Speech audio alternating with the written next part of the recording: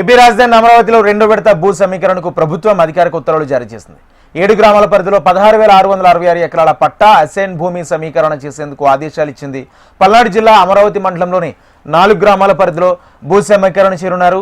వైకుంఠపురంలో 1965 ఎకరాలు, పెద్దమద్దూరులో 1018 ఎకరాలు పట్టా భూములు సమీకరణ చేరున్నారు.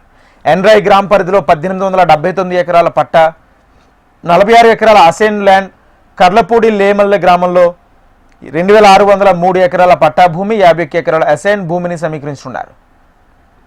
గుంటూరు జిల్లా తూళ్లూరు మండలంలోని 3 గ్రామాల పరిధిలో భూ సమీకరణ చేయాలని ఉత్తర్వులు ఇచ్చారు. వడ్డమానులోని 1763 ఎకరాల పట్టా భూమి, 4.72 అసైన్ ల్యాండ్ సమీకరించున్నారు. హరిచంద్రపురంలో 1448 ఎకరాల పట్టా, 2.29 ఎకరాల అసైన్ ల్యాండ్ సహా పెదపరిమిలోని 5,886 ఎకరాల పట్టా భూమి సమీకరణ చేరున్నారు. 7 గ్రామాల్లో కలిపి పట్టా భూమి 16,562 ఎకరాలు, 104 ఎకరాల అసైన్ భూమిని సమీకరణ చేరున్నారు. ఈ భూ సమీకరణ బాధ్యతను సిఆర్డీఏ కమిషనర్కు అప్పగిస్తూ ప్రభుత్వం ఉత్తర్వులు జారీ చేసింది. 7 గ్రామాల పరిధిలో 3,828 ఎకరాల ప్రభుత్వ భూమి ఉంది. ఈ భూములను కలుపుకుంటే మొత్తం 20,494 ఎకరాల భూమి అందుబాటులోకి రానుందని ఆదేశాల్లో ఏపీ ప్రభుత్వం వెల్లడించింది. ఇదే అంశానికి సంబంధించి పూర్తి సమాచారం మా ప్రతినిధి హరికిషన్ అందిస్తారు. హరికిషన్.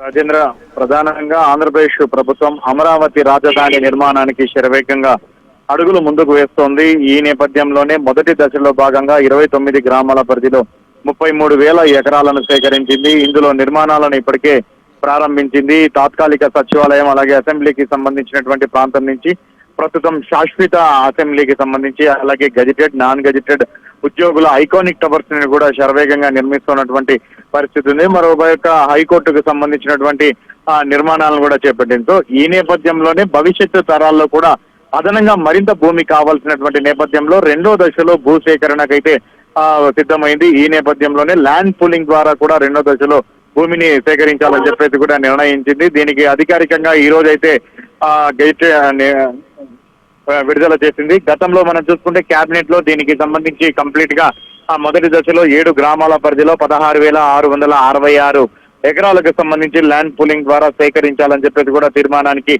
కేబినెట్ సమావేశం ఆమోద ముద్ర వేసినటువంటి సంగతి అందరికీ తెలిసింది. ఈ నేపథ్యంలోనే దీనికి తాజాగా నోటిఫికేషన్ ని విడుదల చేసింది. సిఆర్డీఏకి సంబంధించి పూర్తిగా అధికారాలు కేటాయిస్తూ కూడా నోటిఫికేషన్ అయితే విడుదల చేయడం జరిగింది. ఈ నేపథ్యంలోనే అంటే ఈ 16,666 ఎకరాలకు తోడు అదనంగా మరొక 3,000 ఎకరాలకు సంబంధించి ప్రభుత్వానికి సంబంధించినటువంటి భూమి కూడా ఉన్నటువంటి నేపథ్యంలో టోటల్ గా 20,000 ఎకరాలు కూడా అవుతుందని చెప్పేసి కూడా భావిస్తోంది. సో కంప్లీట్ గా ఈ అంటే తాజాగా సేకరించేటటువంటి భూమిలో అంతర్జాతీయ క్రీడా ప్రాంగణం ఏదైతే అంటే స్పోర్ట్స్ సిటీ, అంతర్జాతీయ స్పోర్ట్స్ సిటీతో పాటు అలాగే ఇటు అంతర్జాతీయ ఎయిర్పోర్ట్ ను కూడా నిర్మించాలని చెప్పేసి అలాగే స్మార్ట్ ఇండస్ట్రీని కూడా నిర్మించాలని చెప్పేసి కూడా తలించింది. సో తాజాగా దీనికి సంబంధించి అధికారికంగా ఉత్తర్వులు జారీ చేసింది. ల్యాండ్ పూలింగ్ ద్వారా భూమిని సేకరించి దానికి అనుగుణంగా చర్యలు తీసుకోవాలని చెప్పేసి కూడా